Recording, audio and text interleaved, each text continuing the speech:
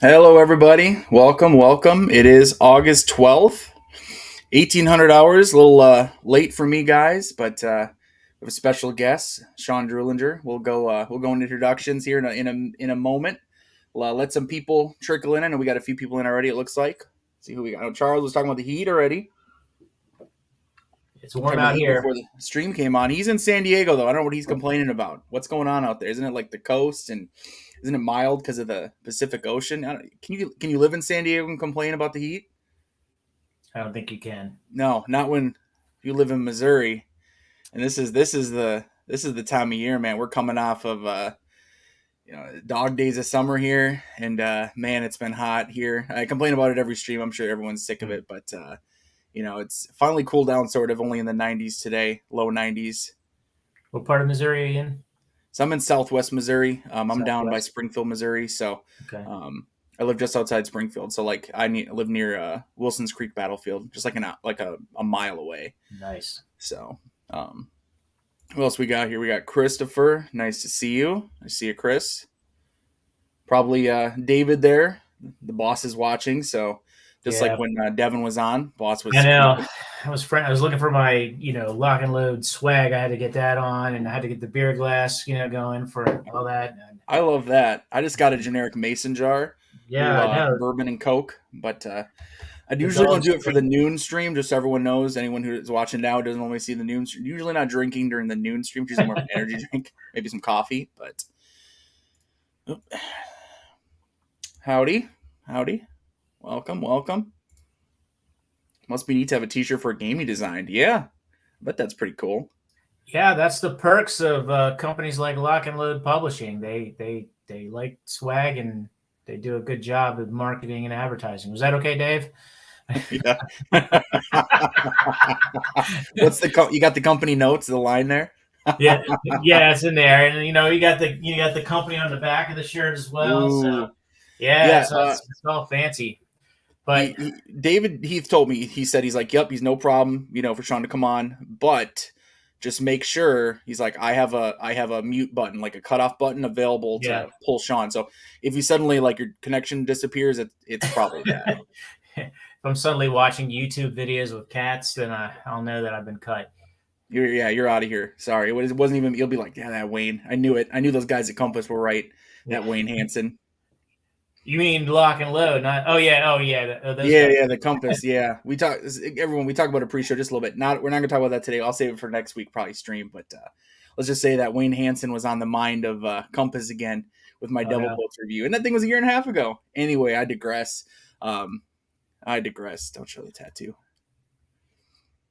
I own many Compass games, and I think I don't have that particular game that you're talking about, but the games I do own, I do enjoy. Oh, I've got quite a few, and ever since then, man, I've covered games for them and given glowing reviews or middling reviews, whatever. Just depends on the game. I'm all about the game, not the company per se. I just Gotcha. know that some companies have generally better games and some not as good. Uh oh, Beltor's on right now, so peeps be watching the fights. Well, I mean, hopefully not. Hope we get some people tuning in here, but we'll have this on after the fact anyway. People can watch it after the fact. Yeah, so everyone who is tuned in here, I am with Sean Druelinger from Lock and Load Publishing. We're going to talk about Point Blank, V is for Victory. We'll talk about my review, kind of my mainly my cons. We'll probably focus on. We can talk about the pros too, whatever we're comfortable with. But Sean, you want to kind of introduce yourself in the game? Hey everybody, Sean Druelinger. I live in Maryland, northeast of Baltimore. I've been playing games since I was 12. Went to a Dungeons and Dragons game one night as a 12-year-old. Everybody was playing Squad Leader and got hooked on war games ever since. Uh, Hooked up with Dave, probably around 2015 at Lock and Load. Was working with Mark Walker earlier, and then Dave purchased the company, so he got a hold of me, and we started talking about retooling some of the games. White Star Rising and Desert Heat, we redid those. Stalin's Triumph was a module I was working on for Mark, and then eventually came out with the other two. Did a bunch of work on the compendium, a couple of tank on tank expansions. I think probably one of the bigger games, bigger pieces of my work so far was the lock and load tactical solo stuff. So I did, that was licensed from Academy games, but it's not the same system. It was very. It's really taking on its own life, right? I mean, Yeah, it's not. yeah. You're drawing a card and finding an order is probably where the boundaries stop, or where the similarities are. We had to design. Dave asked me to design something that would work with every scenario that Lock and Load Tactical had, Yep. and I think we were successful in doing that. And we just put out a newer version of that, the flowcharts of that. They're free to download, and they work with the cards, so you don't need to repurchase the game or anything like that. You can just download the new charts. If you don't want to use them, you don't have to. You can still use the old ones. Little plug there. I like it. Throw it in there. Yep. Yeah, got to throw. And then Point Blank was my. It probably was born around 2016. I think shortly after everybody got burned on the Upfront Kickstarter. So I was curious, and I'm glad you're diving into this. And sorry if I kind of jump in and interrupt it all, Sean. I'm glad you're kind of bringing up sort of the origins of Point Blank, right? I mean, I was curious about that. Not just we'll discuss my review and my thoughts, and then your kind of response to my thoughts, good, bad, whatever, everything in between. But I was just curious, kind of the origins of the game, right? I mean, you see these games that, some it's obvious, some but some you don't know. And I think that to hear kind of the origin story a little bit would be kind of fun, especially for the viewers here, the people who'll be watching this live, and there's gonna be plenty of people watching after the fact.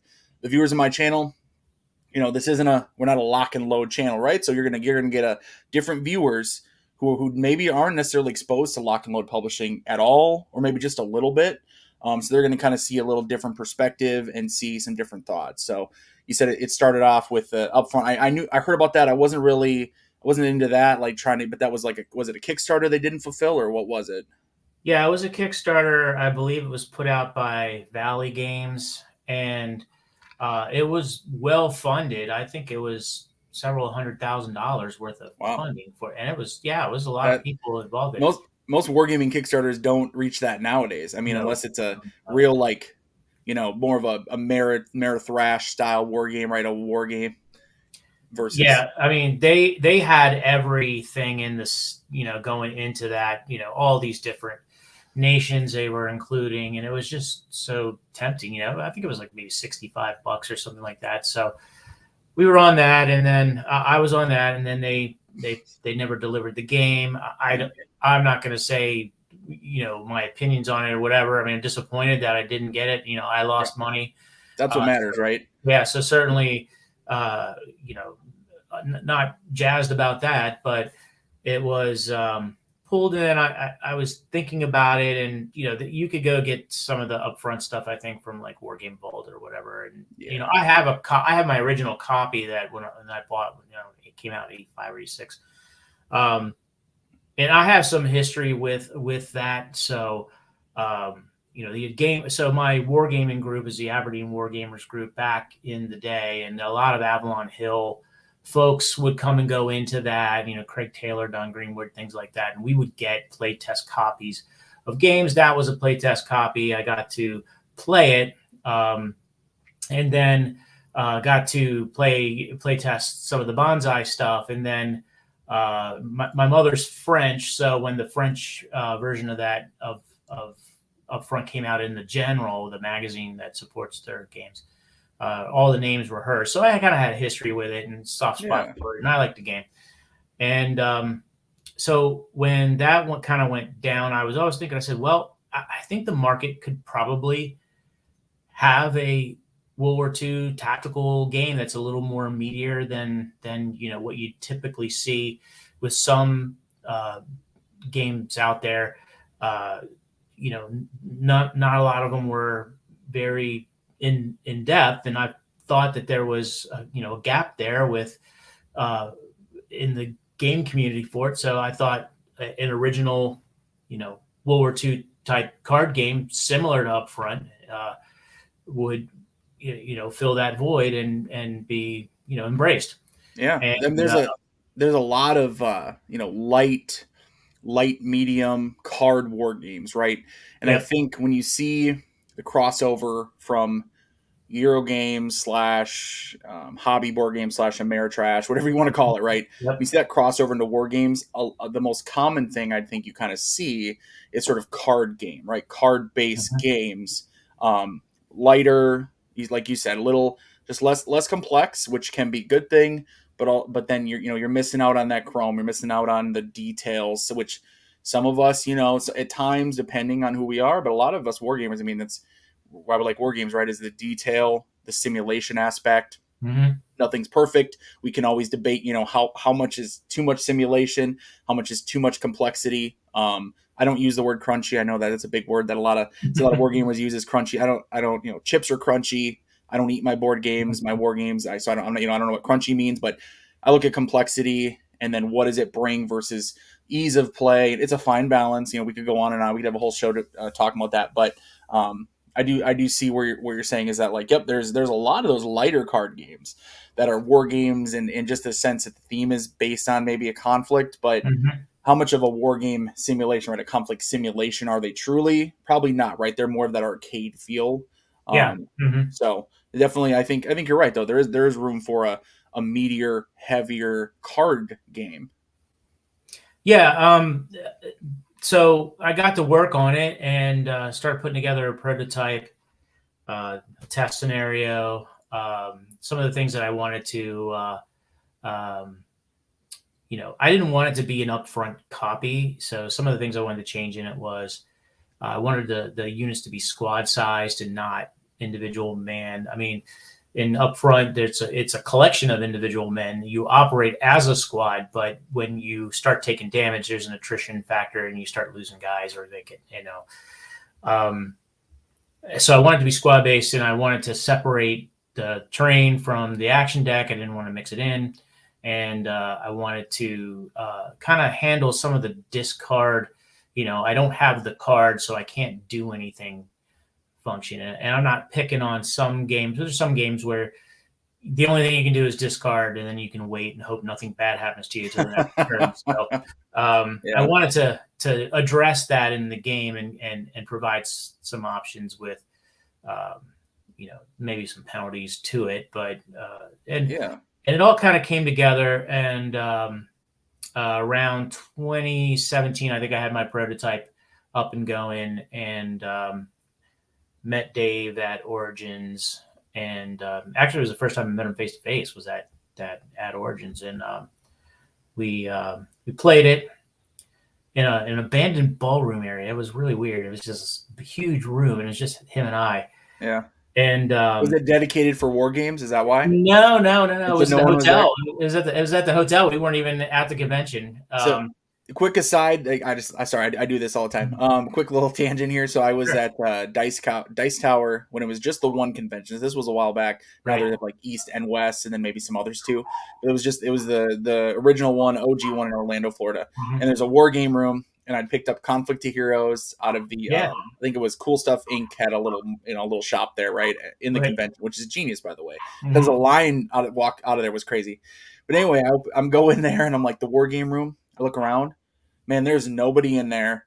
And then I open it up and I'm kind of just looking at it, whatever, Because it's not. unboxing it It wasn't myself. cool, right?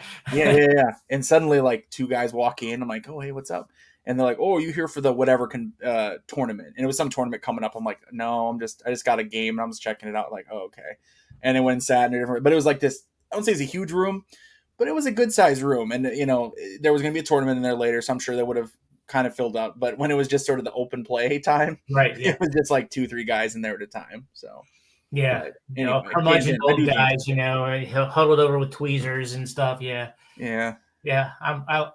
I'm into that stuff, but absolutely. JBX, thank you for the call out on the Flashpoint cell trying to see. Hey, but we're talking about Point Blank V's for Victory with Sean Druelinger. So don't even bring it up again or you're out of here. Tony, I see. Tony, hey. Howdy, Tony. Hey, guys, how's it going? Love the game, Sean. Gonna dig deeper next month. Is there another scenario you recommend? Ooh, other um, scenario. What's a scenario you recommend? Was there something you recommended to Tony? Was it wow. because There's a lot of scenarios in the game, and there's about 23 the standalone scenarios that I'm aware of, or maybe 20 Ooh, standalone scenarios. a lot of content. I'll tell you Yeah, that. a lot of yeah, thank you. And Uh, I'm pretty sure that was one of my pros. We'll yeah, cover that in a little bit, but yeah. firefight in the manor house is kind of fun. That's a sort of a tower defense kind of game where the Americans are holed up in a manor house. I forget what battle that was in, where they were fighting over it. Devin, he's written some scenarios, and Keith Tracton's also done some scenarios. He's done a lot of the French Resistance scenarios, and those are kind of crazy and fun. But there's some big scenarios, some small scenarios. It all depends on really what you're, how much time do you have? Do you have a lot of time? You have a little, just want to do a game in an afternoon. So Yeah. there's a lot of good 3-turn scenarios. There's a lot of good, 4. There may be even a 5-turn scenario, I think. So. Yep. Okay. So let's see. Let's go ahead and dive in. We've been 16 minutes. Let's dive into a little bit of. Well, but I wanted to point out when I was playing Dave in the abandoned. There was nothing more lonelier when he tells you, "Oh, I don't know about this game. I don't think And he's got this heavy Staten Island accent, and he's like, yeah, I don't know if it's for us or whatever. And then I said, all right, well, that's fine. So then we went to the floor at Origins, and we were in the wargame area. So we were kind of like off to the side, and there was I think we were at the Ohio Wargamers group, and we got 2 guys there. I think Vance Strickland and Jim Snyder were guinea pigs. They agreed to play, and they liked it, and they were vocal about it, and so it made me feel good. And Dave said, basically, well, I guess I got to put it out now. So that's kind of how it got started, and from there it went through several skins and Mafia voice. Thanks, Dave. I went through several iterations and a lot of iterations and a lot of play testing and a lot of good additions from other suggestions. A lot of people have their fingers in this, suggestions and things like that. And, I took all that information, all that feedback, and put it all together. And we've got what we got today. I think most of the best games, the best war games I've played are ones that really had a team behind it. And there may have been a driving voice, a driving designer, creator, who, maybe started with the bones, the skeleton, and it was there the whole way, right?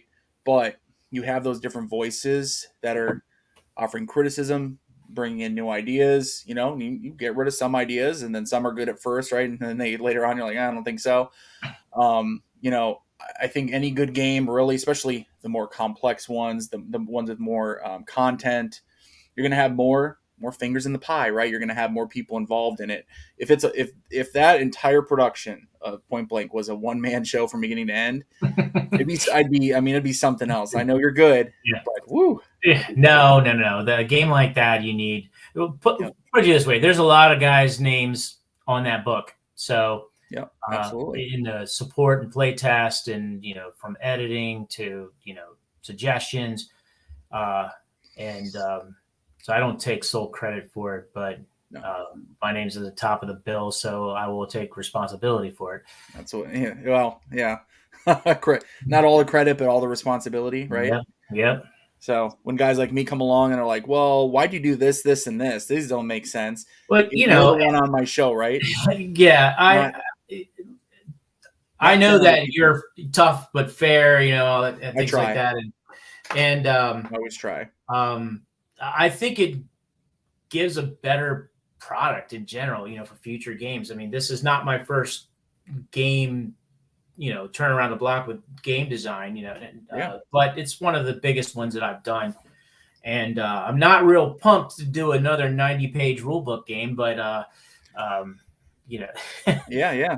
So anything else you want to cover before we dive into my review and talk about that? Well, yeah, one thing I've seen a couple demos, and I just want to make sure that anybody who has the game, 2 things. One, when you get your game, to everybody, is when you get your game, go through and build your default turning deck. seen some playthroughs where everybody uses every piece of terrain that comes with the game. It's not meant for that. There's a default terrain deck, and if you go through the scenario, you pull out terrain. Yep, I did correctly in mine. I do have just the limited, right? The starting terrain plus whatever the scenario terrain is added to that. Right. That is a thing that at first, when I was first setting up, and I almost started playing, and then I happened to be reading through, I think it was, I want to say the beginning of the scenario book, before the scenarios, right? That section, I believe, is where it may say another place. It is a long rule book. There's a lot to read, and I like to read through everything, but man, there's a lot there. We'll get to that. But I read and I noticed right away. I saw at the beginning. It said right before I started playing, it said build the basic terrain deck, whatever determines, and then the add-in scenario specific terrain. I said, oh, okay, all right. That because otherwise I had all these random terrains. I'm like, are these really all in here? Oh no, they're not. Depending on the not meant to be. No. Yeah, probably not. The other piece is that the game comes with 2 of these cards. They're associated with the action deck. They are action cards. These are set aside. So there's a sniper card in the game. There's 2 of them, and there is a chance that the sniper card can be removed from the gameplay for the scenario. If that happens, you grab one of these cards and you put it in there. That way, it doesn't screw up the dice count when you're using the deck for the dice. So that I don't think I knew or caught. So I probably had mine in mine. Yeah, it's in the sniper section, and probably should be in the beginning of the scenario book, to point that out. But pull these out.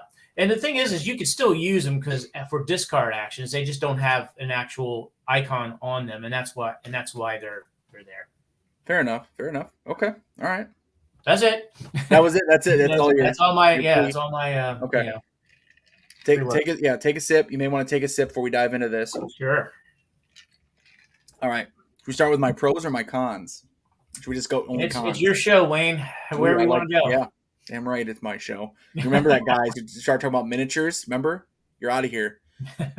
That's my thing on the show. The guys will start talking about miniatures. I'm like, I'm not a miniatures gamer. Don't bring up miniatures.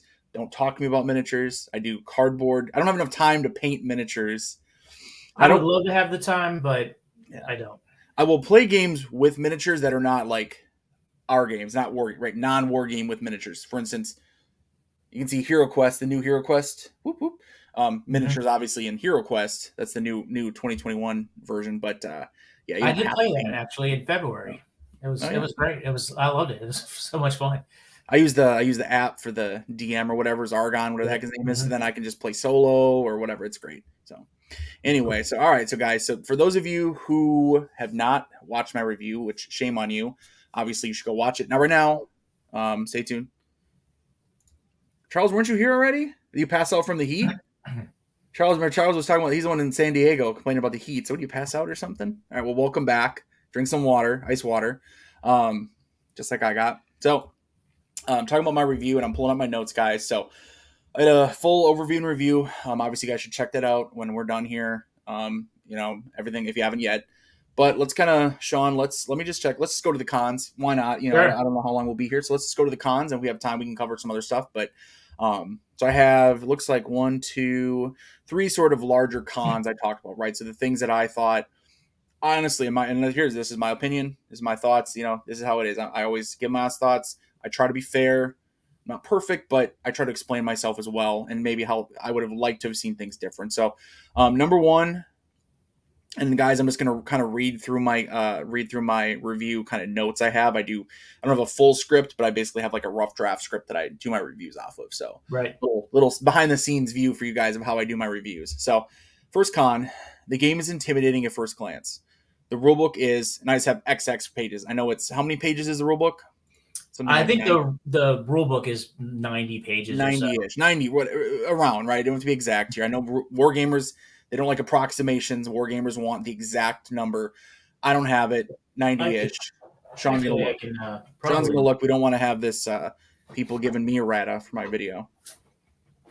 It is officially. Well, if you include the credits, it's 95 pages. Yeah, I don't really count those. But for those of you who don't, it's big font, and there's Well, yeah. We know the spiel. We've heard it from David. We've heard it from everybody. Big.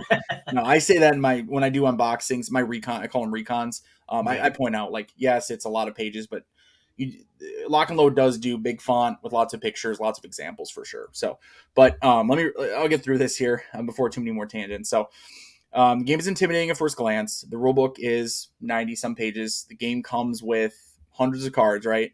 When you open the box and you start organizing the cards and reading through the rulebook, there's a feeling of where do I start? And once you start, you'll constantly referring back to the rulebook, shuffling through the player aid cards while you're learning the system. And you won't learn it quickly. It's going to take time. This isn't the game you set up, learn, and play in an afternoon. The rulebook is also good, but far from perfect. An example is how fire combat is explained in detail, including how to resolve it under 8.0 action section. It describes fire. However, when you check the melee overrun in that section, it tells you to begin it, but not how to resolve it. You have to go to an earlier section, 7.0 game functions, to find out how to resolve melee. Now, you may think that's because melee is resolved in your next upkeep phase, like movement. I think that would make sense. However, movement is explained in detail in 8.0 actions. So why isn't melee overrun? It's not a bad rulebook by any means, just makes learning the game a little harder than necessary. There may be some missing information off of player aid here or there as well. An example is under the recon action. It lists one thing you can do. In reality, you have 3 different actions you can take with the recon action. So be mindful that the player aid cards may not be entirely accurate. And that's what I have for that first con. So I guess kind of the summing it up is looking at the rulebook size, the amount of detail that's in there. Maybe a couple, mistakes, missing information. I won't call them mistakes so much as just missing a little bit of information on maybe a couple of the player aid cards. That was just one specific example I found. Pretty sure I saw a couple more. Nothing too egregious, just a couple things. Which to be fair, with the amount of content you guys have and the amount of player aid card, there's going to be a couple things. There's going to be a little bit of errata. We hate to say it. You don't want to say that, right? You want to say like we're going to try to be 100% perfect. I know you guys are trying that. Obviously, the game that's this scale and scope, there's going to be some errata. But what do you got to say about the rule book and the module book, the scenario book? There's a lot of pages there. There's a lot of rules there. Yeah. What do you think? What are your thoughts? Yeah, there is. So to unpack, I guess, some of that, it's not a beginner game. This is probably not a game you want to start someone off with, to try to get them into wargaming. Although Squad Leader was the first game I learned as a 12-year-old, and maybe it was just different times then because I never saw anything like that before. But nowadays with the internet, it's you can see just about anything, and literally, different show, different not my show, different show. Yeah, right, yeah. Pull the plug. David, why am I seeing cat videos now? Anyway. Yeah, so it may be. I wouldn't say the game's hard. It's nuanced. There's a lot of things in there that are relate to Lock and Load Tactical, like the combat system. And yes, fire combat is explained in detail in the fire action section. So for those of you who haven't seen the rule book, that I kind of broke it up into game concepts, and then I kind of went through all the different types of terminology that you would go through, like the resolving melee, or not the resolving melee, but just like smoke and how that sort of thing, and cover. And then I go, there's a section for the upkeep phase where you're kind of doing all the things in the upkeep, and things are explained in there, including the melee resolution, because that's where it happens. And then there's the action section, and that's where a lot of things happen. So yes, the movement was covered in there. You're probably right. It probably should have been in the upkeep section. But I was on a roll, I guess, and put it in there. And I do cover, terrain resolution is in that part. So it's sort of, I felt it was. Where does it fit best? Yeah. Kind of what you were looking at. When I was doing it, I was like, okay, well, when you play a movement card, essentially you're taking a movement marker and you're marking up your stack of units or your unit, and saying it, this is the direction you're moving to. So I felt it was probably necessary to go a little bit further into why you're doing that, and then when it's resolved, and then kind of how it's resolved. And then in the upkeep phase, I kind of took it on and said, okay, this is how you resolve terrain. So that particular one, that's probably why I did that when I was looking at it. I probably would have done a carbon copy, I probably would have said see this section or something like that instead of kind of trying to cover it in both areas. Okay. The rule book size, the smaller the scale of combat, the more rules you tend to have, in my experience. So if anybody's ever played Squad Leader, look at that binder of stuff, and the font I think is maybe 8-point font or 6-point font or something like that in there. Although ours is 94, it's a 12-point font, and so if it was a Squad Leader book, it probably would be 40 pages, maybe 50 pages if it was tiny. So I didn't really have any limitations on that. I just kind of produced it, and that's kind of how it turned out. Related to this, the kind of the rule book, just to key off what we're talking about here, do you think the rule book, my phrases, the rule book as it is sort of the correct size? Do you feel like maybe you could have put some more details, more explanations, or do you think that maybe we could have cut a little bit if we had maybe kind of had a little more time, or just wanted to consolidate and make it a little tighter? Or is it you're like, no, it's I think it's good as is?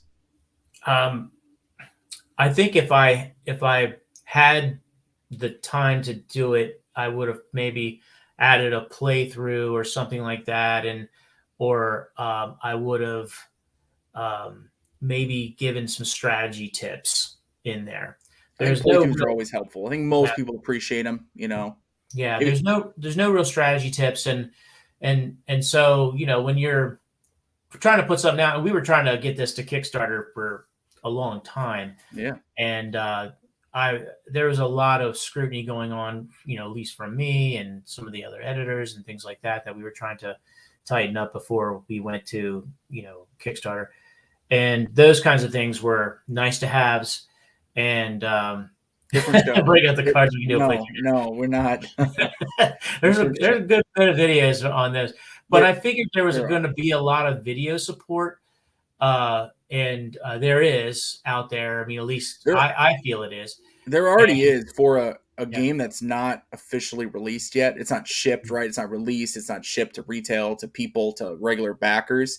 I mean, there's already videos from which Lock and Load in general does a good job doing a lot of their tabletop simulator TTS videos covering their games and stuff. There's a little bit, in my opinion, I could go on this again. This could be another topic entirely. There's a little bit of a disconnect between Vassal and TTS versus actual physical cardboard aspect of it. So I think that at times it's now, don't get me wrong, much rather have those videos than not have them. But I do think that it's you need to have the physical cardboard, the things that people are going to buy and play at home, not just what, well, I watched a TTS, and this looks super simple and click and all this stuff. And it's like, well, that's not the same as the reality of playing a game physical copy wise. So, but we're already seeing, obviously, Lock and Load sent copies out to people. I had a review copy early, of course. Obviously, that's why I had been covering it. Tony from Tony's Board Life covered it. I'm sure there's others. Well, I don't know if I can think of anyone else, but anyway, so obviously there's already been videos coverage, and there's going to be, a game like this. You're gonna see a lot of coverage of it. I feel like, less of the computer stuff from other people, but you're gonna see more of that. Start seeing more of the physical component videos.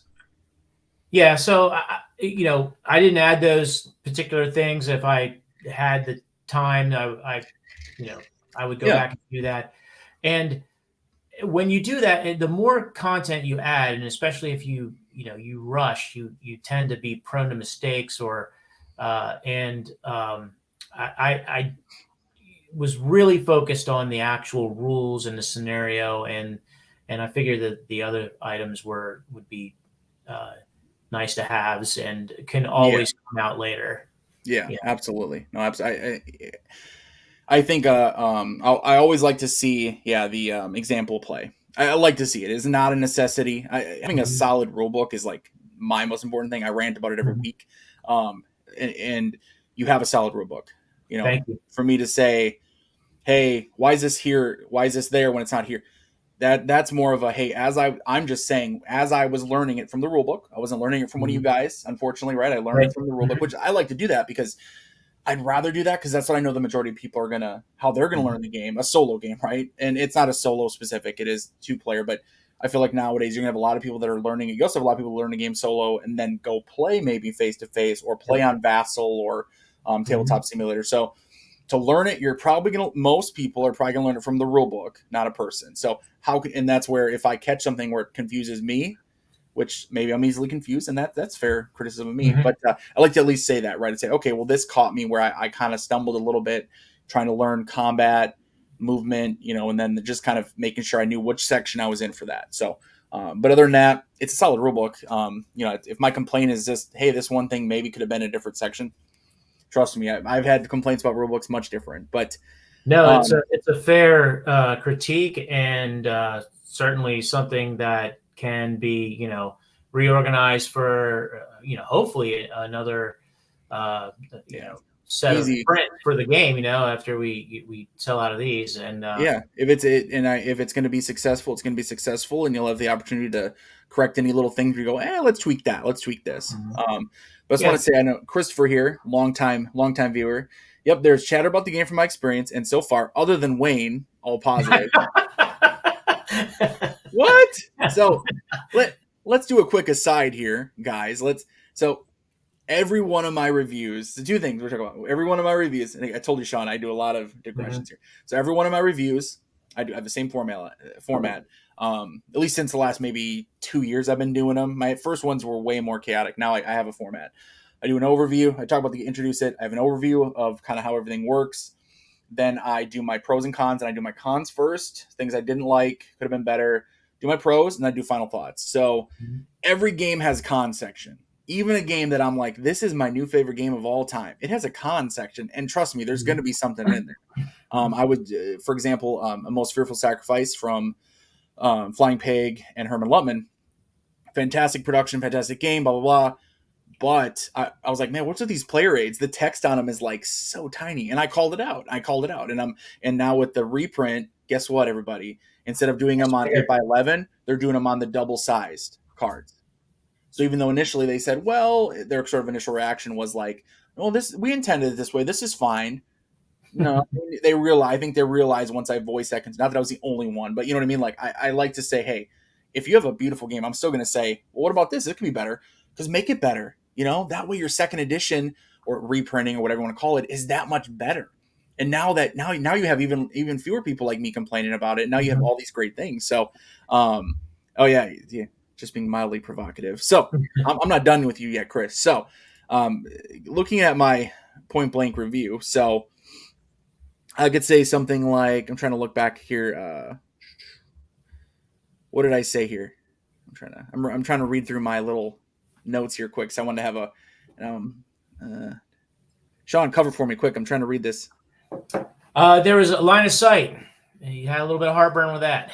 Oh yeah. Well, hang on. By the way, here's what I want to say, Chris. I said, if you take the time to learn the system, talking about point blank, to become comfortable with the flow of the game, you are getting the richest, most detailed card-based war game I have ever played. I mean, I think that's an awesome critique. I'm going to give you pros, and give you final thoughts. So, Chris, that's a warning on you. You're almost banned. Joining the miniatures crowd. So anyway, all right. So enough with the rule book. Solid rule book overall. Yeah, I had a complaint. So what? Okay. So second thing, and this is something that I noticed kind of, I think when I first saw, not a playthrough, well, I didn't realize at first, because again, and I think this is where we can speak to TTS. Let's talk about the play area, by the way. Right. Where I can speak to where you saw it on TTS. Looking for the emoji. You better be. And I will, if you find that, I will remove your warning. So then you're back to no warnings. So when we're looking at, I saw some TTS playthroughs. I believe it was maybe you and Devin, and super simple, easy, looked easy to kind of manage it. Maybe it was, I don't know for sure. Maybe Keith. Devin and I think have played. Okay, but I don't remember. Regardless, I saw the game. I swear, I didn't imagine this. I saw the game being played on TTS, Tabletop Simulator. Guys who don't know, horning on the cool acronyms. And okay, look, no problem with play area size. And then I think I want to say I got my copy a little bit after Tony, Mm-hmm. and I'm calling Tony out, not calling Tony out, but I saw Tony's watching Tony's video, and he had it set up. I believe I'm pretty, and I hope I don't have to eat my words on this because I'm pretty sure because I saw someone's video where it was lengthwise away from him, and Mm-hmm. I saw him on video like leaning over, scrambling to like touch stuff on the other side, right? To like manipulate cards all the way for the other side, and I thought to myself, that's not the solo experience I want. Now I can see where if you're a 2-player game, okay, yeah, one guy's on the other side of the table. He handles his stuff, I handle my stuff. You kind of meet in the middle a little bit, maybe a little overlap, but no problem there. But if you're playing solo, it's like, So let me just say, I'll read my con here, and we'll go into it and kind of what, because I know you kind of have some thoughts on it when it comes to using the counters instead of the full terrain cards or the Right. map. Excuse me, you use a terrain card still, but instead of the map that comes with it. So, but let me read my con and we'll dive into it. So, the play area is larger than I expected. This isn't a game that's going to fit on a small table or even comfortably fit on a medium-sized table. And because the battlefield shape is a rectangle and it's designed so that each player sets up on the shorter edges of that rectangle, that means when you're playing solitaire, you're reaching a long way to move enemy units. I watched a playthrough video. Sorry, Tony. I'm pretty sure it was you, Tony. Where the game is being played solitaire, and the poor guy had to stand and stretch over the table just to reach the other side. Not exactly my idea of a fun, relaxing experience. Now I have figured out a solution that I'm comfortable with, and that's playing with the battlefield sideways. So I shifted it sideways, so you sit on the long edge of the rectangle, like with the majority of war games. It Right. doesn't mean the card technically aren't facing with their top edge towards the enemy, which is how the rules tell you to set up, but it doesn't change any other part of the gameplay. An obvious but easy solution for solo play. All right, so I know you got thoughts on that, and you kind of have like a solution and all that. So, floor is yours. Yeah. So the map board uh, should fit on it. Well, will fit on a 3 foot wide table. That was, if you've seen some of the earlier um, uh, designs of that, or the You said you had tarot cards at for tarot size, not poker yeah, size. that was For, 2018, I think, or oh 2019. my! We I mean, I'm we sure it was a gorgeous out on the table, but uh, you needed that ballroom to be able to set up I one game, right? right. I told yeah. Initially, I like the idea of tarot cards, because they were big and it just had a good feel to them and Beautiful, stuff. good. I'm sure. Yeah, Yep. and I talked with Dave, and I said, Dave, I said, we're gonna need like a damn gym floor to play this on. I said, these got to be poker sized, and well, not me, but Dave went back to the artist, and the artists don't work for free, so he put the resources in. He agreed with me Wow. Okay. and changed them back to poker size, and I I think that think was a good choice, by the way. yeah, I'm just gonna. I think so Regard, too. I think that was a really, really good choice. I think if all the cards were tarot size, oh boy, that'd be Yeah. tough. That'd be tough. No, it was the right call.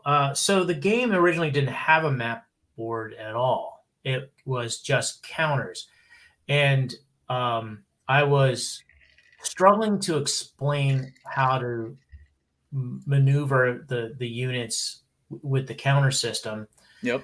and I didn't want it to sound like the way relative range was explained and upfront. If those of you are familiar with that, it's very complex and it's very fiddly. And you know what? It was a new system. It was a new game concept back then, and I don't want to say this is new either, but it was similar in nature.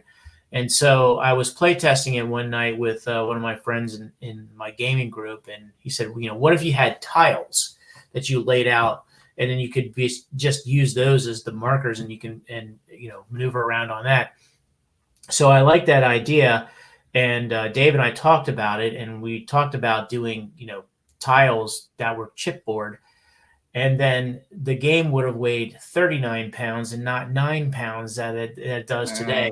So Yeah. eventually we went to a map board. And so the map board that they put together originally, it was so big, it fit like on a 5 by 6 foot table. It was crazy, but you could put 3 cards abreast in there and a terrain card. You had Oh, I'm plenty sure it was of a gorgeous like convention game at that point, right? You're just basically like, this is a I rolled convention that game. out, and I said, we're gonna need a bigger, Jaws. You're gonna need a We're bigger gonna need boat. a bigger boat. You're gonna need a bigger table. We need a bigger table. So The working with tagline for Point Blank: "You're gonna need a bigger exactly. table."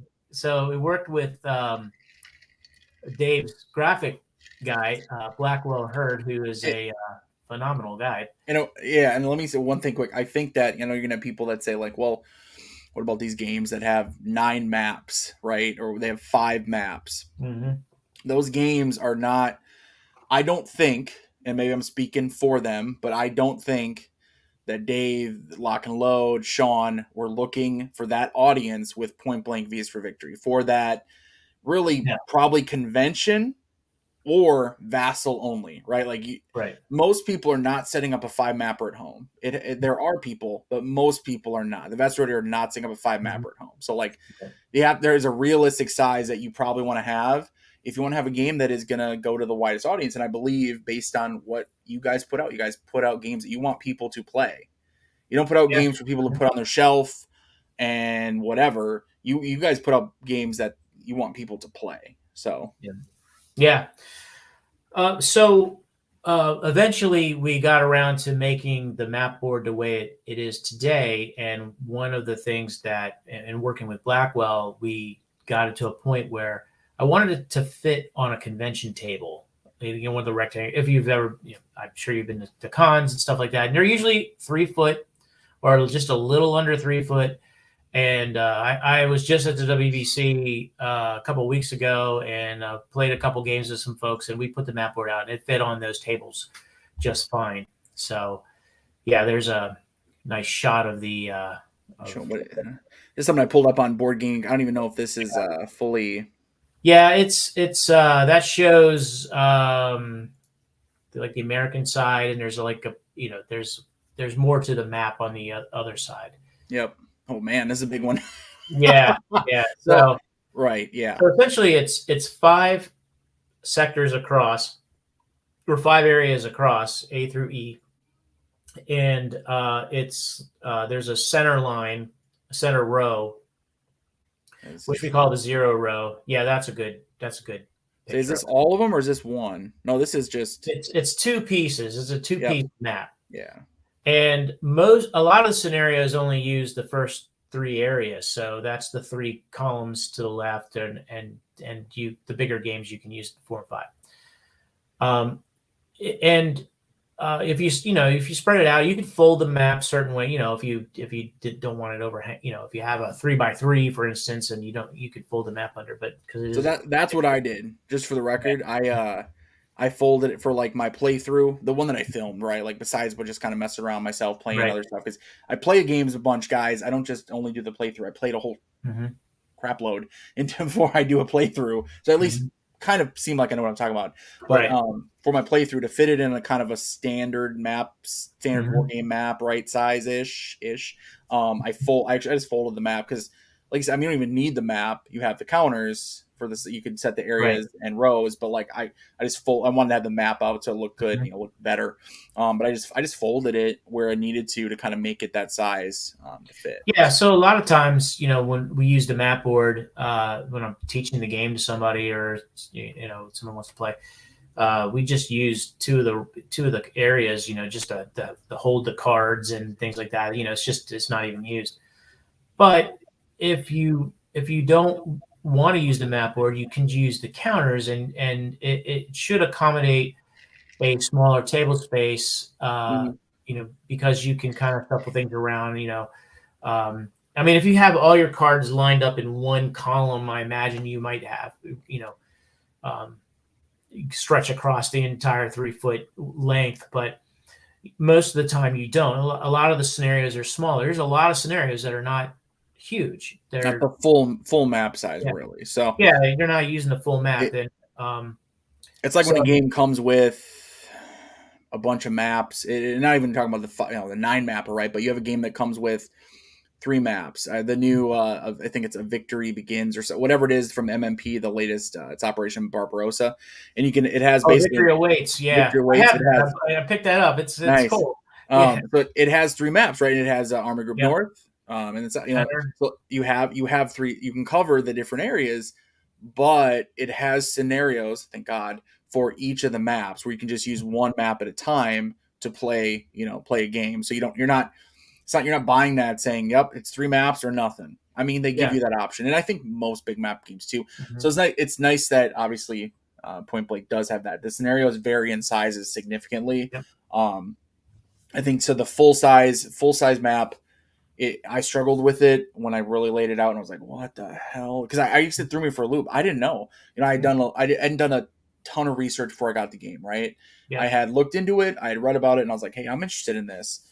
But it's one of those things where you don't necessarily know what you should be looking for until you know it, right? So I kind of was like, well, it's a card game. It probably doesn't take up a ton of space. And then, like I said, I got it and I set up the map and I said, well, or I tried to. I unfolded the map. I think it was during my recon. If you watch my unboxing, I'm like unfolding it and I'm like, what the heck? I'm like, oh, okay, this is bigger than, like, way bigger than I thought it was, right? Mm-hmm. And that's what threw me for a loop. And that's why I kind of was like, well, I think for me, and again, the review is based on my thoughts, right? I understand why it takes up the space, and some of the things I really appreciate. I like the big terrain cards. I like the having the separate or having space for units and terrain within an area. So, talking about the map, Mm-hmm. right? The Yep. map we have Mm-hmm. it set up where you kind of have that. You have a terrain card, you can have units, and then of course the way the units you have leaders and support weapons smaller on the unit cards. I love that. I mean, Yeah. I absolutely love that. So you can actually see most of the things you need to see just for looking at it, as opposed to manipulating cards, picking up Mm-hmm. cards, moving them around. I had one comment in my video that was like, "Oh, looks like you have to manipulate stuff a lot." I was like, "Well," in my head, I'm thinking, "Yeah, a lot less than it would have though if they had just made everything with a poker size card."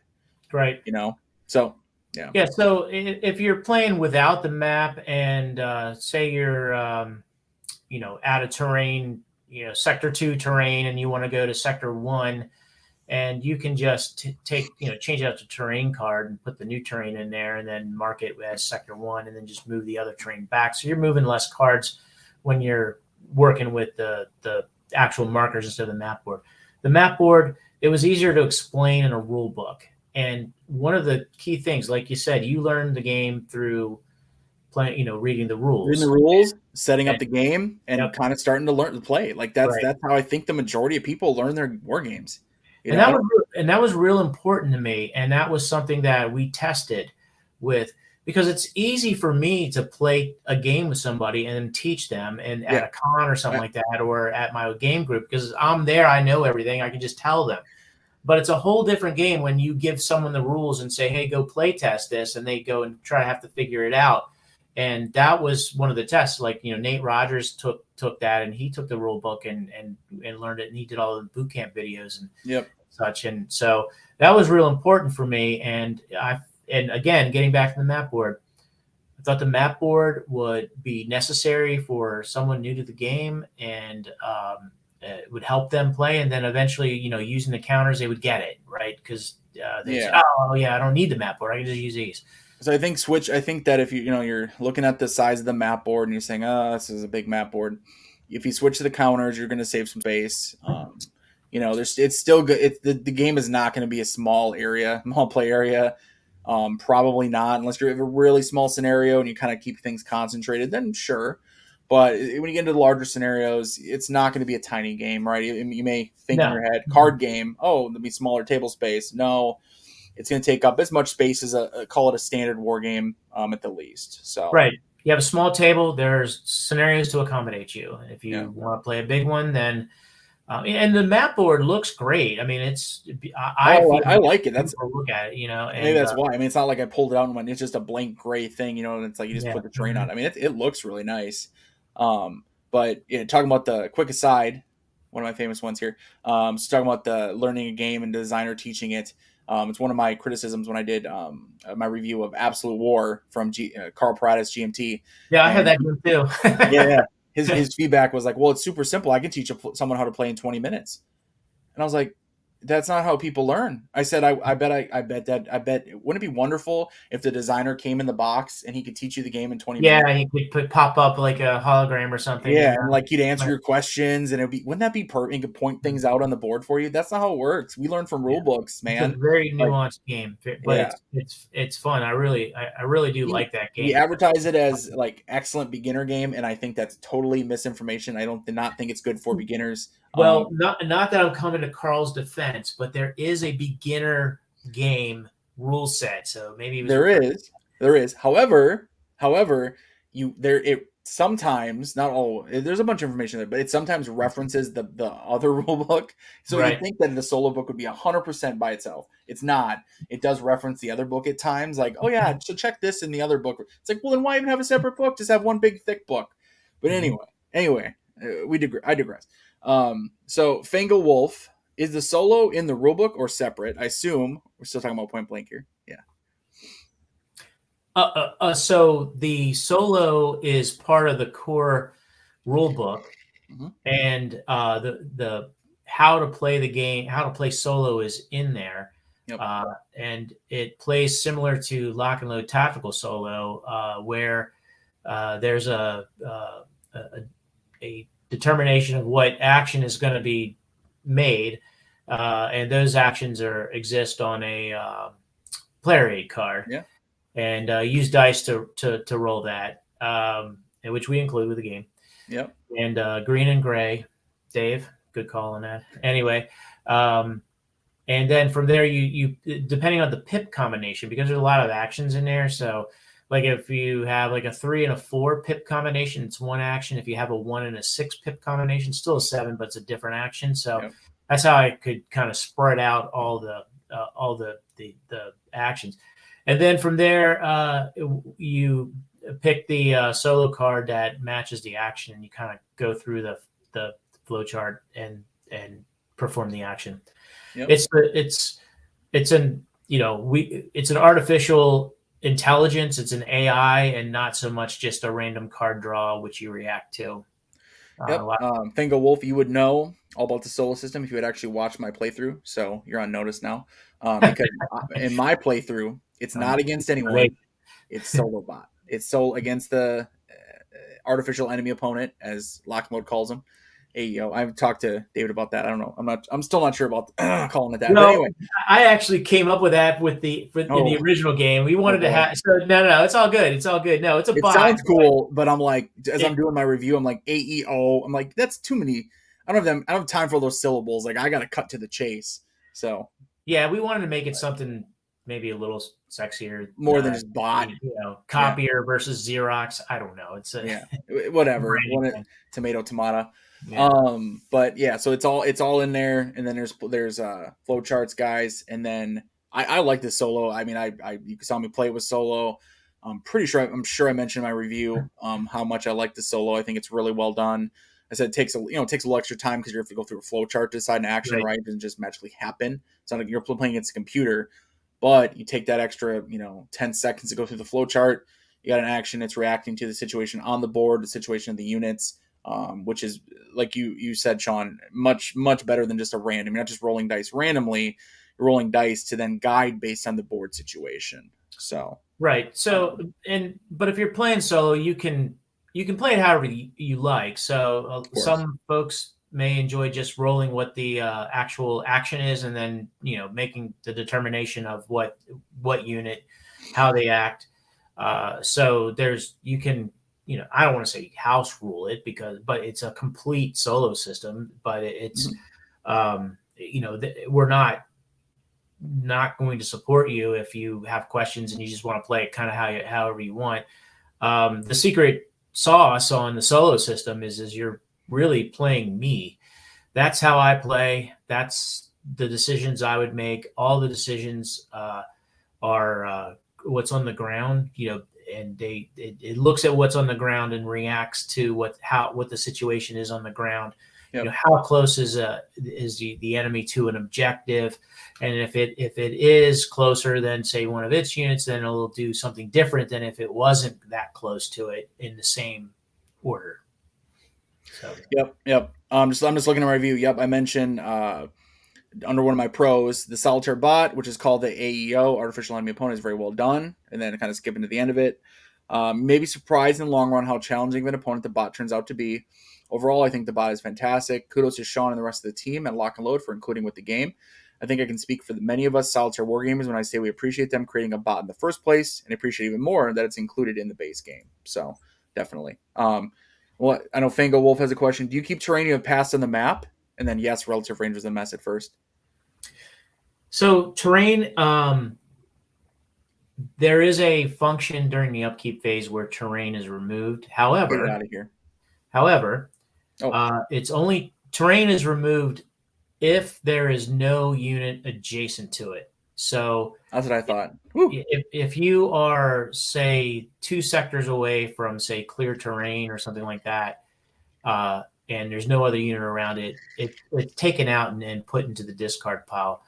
And it's sort of self-cleaning, but the whole issue with the terrain, and I've talked to many people about this, and I don't want to. Maybe I felt a little misunderstood, but when you are playing the game, you are dealing with a limited number of sectors, and each sector is not a hex. Each sector is a group of hexes, if you want to think of it that way. So, would you find a lot of maneuverability on a 9 hex map board?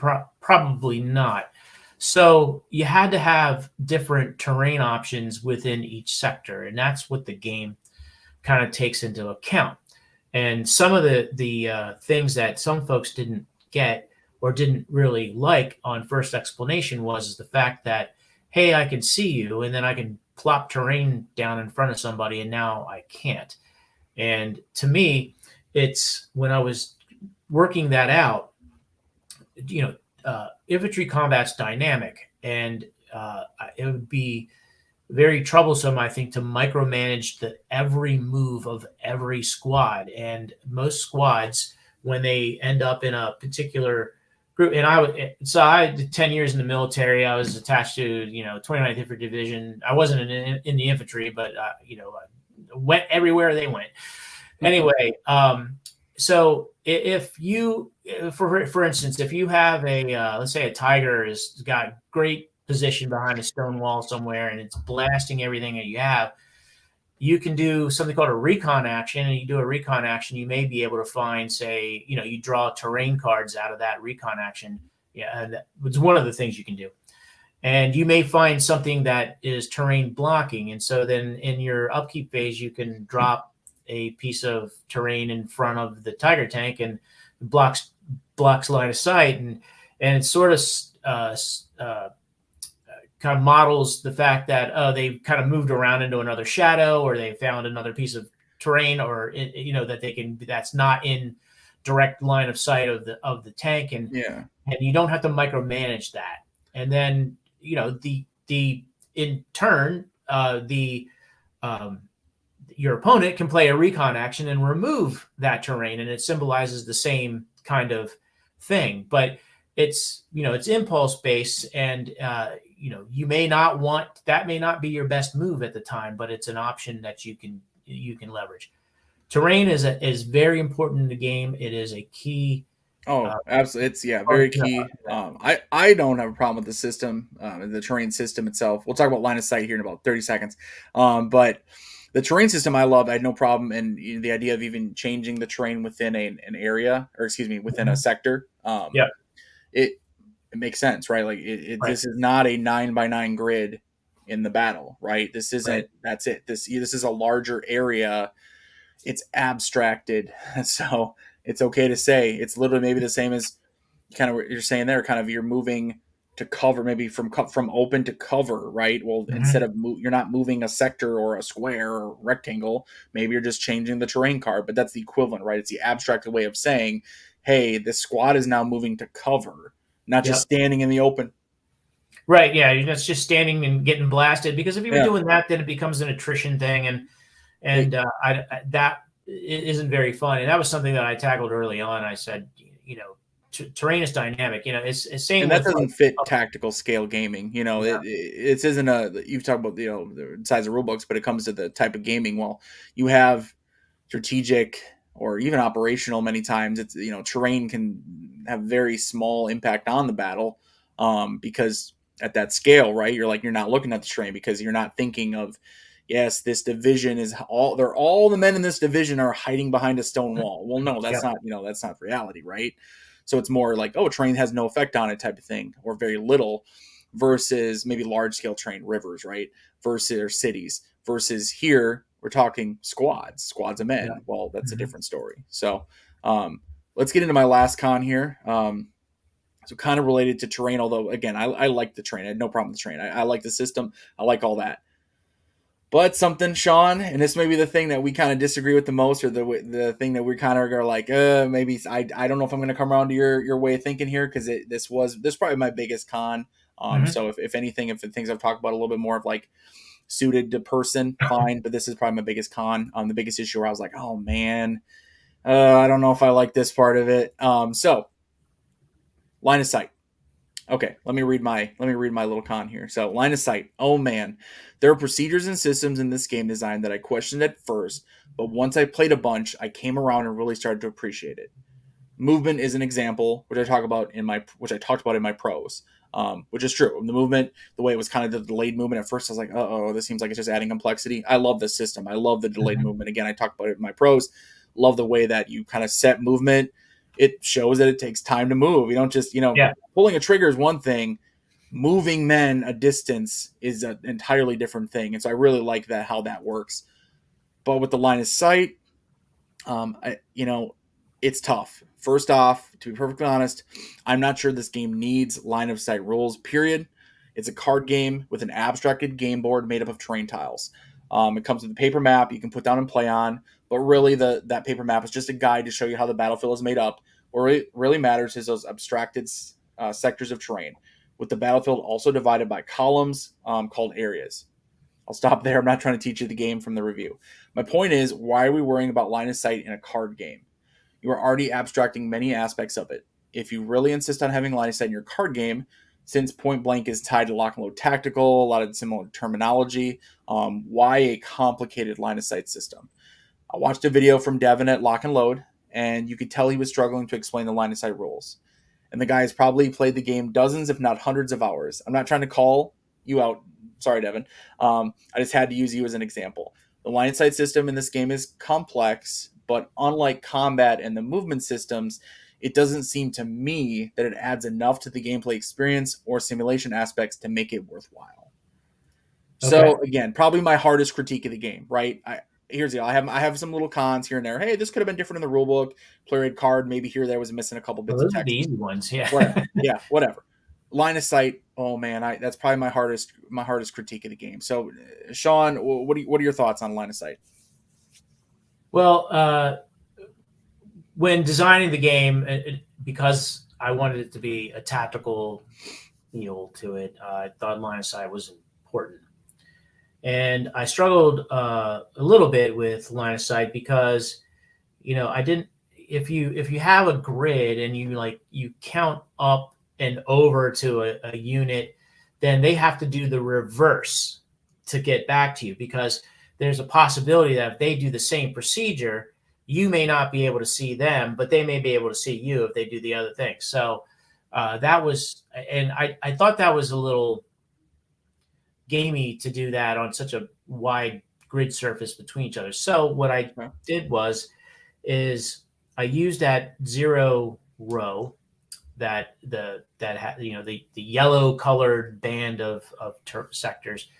And basically the rule is when you're on opposite sides of that area of that zero row, or if a unit's in the zero row, if you have a line of sight to the zero row in your area. So if you're in, say, C, okay, yeah. So if you're, say you're in C2 and you have a clear line of sight to C0, meaning there's no terrain in the way, there's no blocking terrain, there's no too degrading terrains, then you have line of sight to there.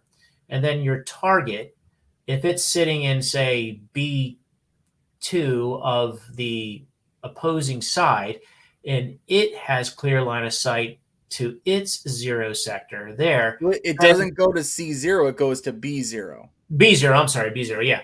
No, but And, I'm just clarifying because I just yeah, want yeah, anyone yeah. I'm to know. sorry, So yeah, like, I misspoke. yep. Yeah, so if you have a clear line of sight to your zero row, your zero sector, then you both can see each other. But that's essentially how it works. And it's not as, at least I personally don't think it's as hard as, say, some of the other things that could have been done, but that is, if you're got two, target in a fire, you just check the line of sight up the road to the 0 row, and then you just check the line of sight from the target up to its 0 row, and then if they have clear line of sight to the 0 rows, and you can see each other. There's no cutting across or nothing. It's just um, Mm-hmm.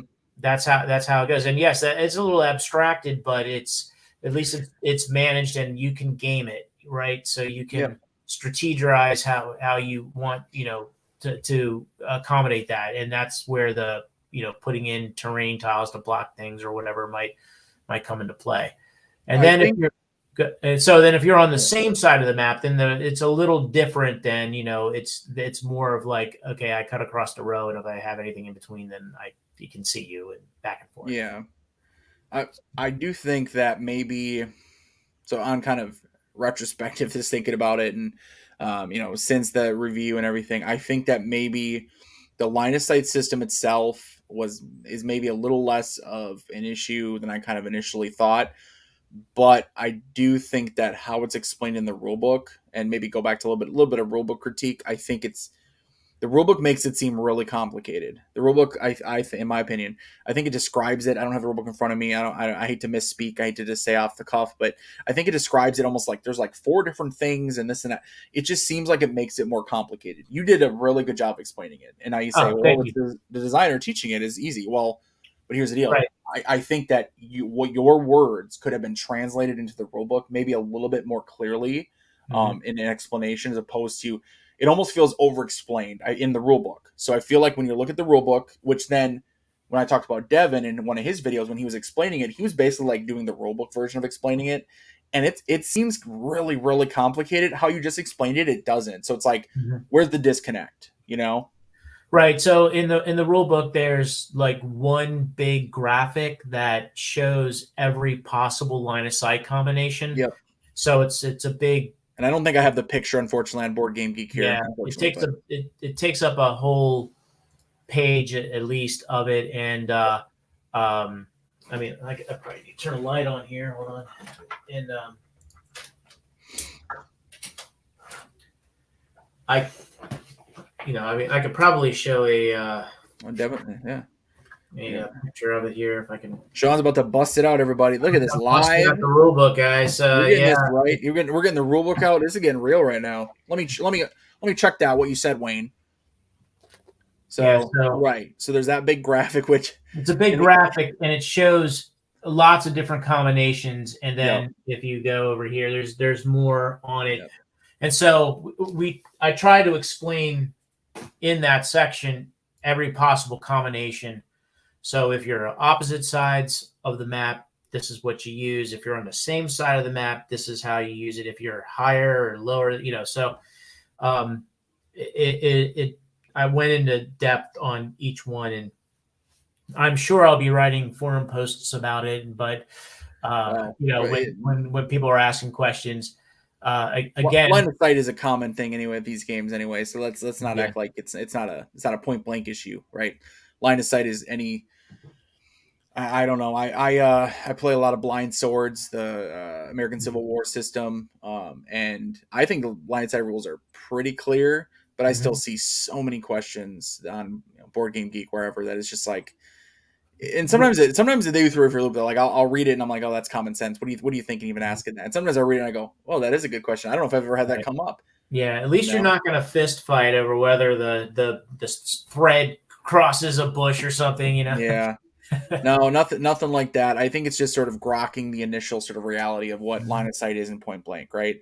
I think that you have people that are coming from some you're going to have some people, excuse me, I don't want to misspeak. You're going to have some people coming from other games where line of sight in a card game is not there. So then when you have to learn a line of sight system like in point blank, it's a little bit more like, oh, you know, every card game has a combat, war game has a Mhm. combat system, right? So like you expect that. You expect to go in and have to learn the combat system for this game you're playing. A movement system, etc., action cards, whatever. Um, but then when you come to line of sight, I mean, and you play a game like Warfighter, not the same system, not the same design. I've talked about at the end of my review how different they are and how I don't compare them at all. But just a reality that they're war games that are card games. You don't really have a line of sight system, and then you have go into this where there is, and it's a substantial line of sight system. I feel like for a card game, right? Mm-hmm. This isn't a hex and counter game, but for a card game, it's a pretty substantial line of sight system. It's got very specific rules, checking from that sector to the zero sector. If you're on different sides, if you aren't, then it's more Mm-hmm. direct. And then and then the standard. I know lock and load, which you guys are very familiar with it, but a lot of people are not. The blocking terrain versus obstructing terrain, right? Yep. It's not like every gamer knows obstructing versus blocking and the differences and such. Although it's a very common like lock Degrading. and Yeah, load thing, yeah, right? we call it degrading. Yeah. Degrading. Sorry, my Yeah. apologies. So That's degrading, but yeah. So there you go. Threw me for a loop because right. I got I can't really see it, but maybe storming the gap on the table right Oh now. yeah. But anyway, the lock and load. There you go, David. There you go. You got your money's worth out of this one. Where's the check? Check's in the mail, right? Yeah. You Yeah. promised me. Yeah. Yeah. You promised me. So that's it for my cons. Sean, do you have anything? Um, I think everything you said was fair, and I tried. hopefully we addressed them. And if anyone's on the fence about it, you know, You're, you're happy to getting a talk big more epic about it. game. There's a lot of content. There's rules there. Let's not. Yeah. We're not going to get around and be like, oh, it's like you said, it's not an entry level game. Go in it knowing that if you're going to have to put some time into learning it, but you're going to get a rich system, a lot of depth. So it's that trade off. Yeah, if you are a gamer Mhm. who only, and I have mad respect for guys who are like, because for the most part, that's me too. Is like, I don't have a lot of time to learn like quote unquote lifestyle games, or at least the idea of even closing down a lifestyle game, right? Of like, it's got 70 plus pages of rules. It has all this stuff to it. Like, man, a lot of times I just want to throw down a game and play. Yeah. Part of it for me is that I do a lot of reviews. I cover so many games that bigger games take that much more effort for me. That said, when I want a meaty experience, I mean, Point Blank is going to be one that I look for. Mhm. That's the trade off, and it's not a wrong thing if you're either type of gamer. So Yeah. So I would say that it's easy to teach. No one I've played with who I've taught has struggled. At first they a little bit, now trying to analyze what it is that they want to do. But I find that as the games go on, and even if I watch players play, the turns speed up, and one of yeah, the things that I don't want to say it annoys me, but I don't like take Axis and Allies for instance. You play Axis and Allies, it's your turn, you do your turn, and then you can go to the pharmacy and get something and then come back, or go to the liquor store and come back or whatever, and then it's your turn again. But not in this game. It's very quick moving. yep. Very fast the back and forth. The action deck is, I didn't really put it as my cons, but the action deck is pretty large, Yeah, right? So is designed that way. I didn't mess up, did 108 I? cards, How many cards is it? 108. Yes. So I'm not laughing at it, Yeah, but other than I cannot shuffle, just so everyone knows, I've learned this about myself. I cannot physically shuffle 108 cards at once. So I had no, to like shuffle two halves, a yeah, bunch, and then I started like fake shuffling them together a bunch. hmm But you only do it once per turn, thank God. Um, but the way the so card system works with the impulses and like the back and forth, again, I mhm, mentioned this all in my review, so those who haven't watched yet, go give me a watch on that, give me a view on that. But I mentioned it, just the back and forth of the card play. Excuse me. Once you start grokking the rules, and it's a big thick complex game, but once you start getting that down, you are going to be playing back and forth. It's going to pick up, just like Sean said. It's going to start slow. It will be slow at first. Don't get discouraged. It will be slow. But if that's the type of game you want an in-depth sort of squad-based card game, you're mhm, gonna, if you once you start picking it up, it's gonna be a lot of that bam, bam, bam. Playing a card, thinking you know exactly what you're gonna do. The AI, and if you're playing solo solitaire, the AI is gonna do something you maybe not expect, and you're gonna think whatever. Just play out the AI. That's what I recommend. Play it out like it says, unless it's completely ridiculous. But play it out like it is. In my experience, the vast majority of the time, it's gonna do something that even if that wouldn't be what you do, let that decide what it's going to do for its side. You may be surprised. yeah. So Yeah, I mean, other folks play it. Like Tony played it in his video. He had a hand of cards and he played both sides and Okay, and worked out. But yeah, and you can do it that way. I'm a solitaire channel for the most part. I cover solitaire war games. That's my perspective. So I like to bring that and focus on that. That's what I did. yeah, no. For So that. No. solitaire was always part of the game.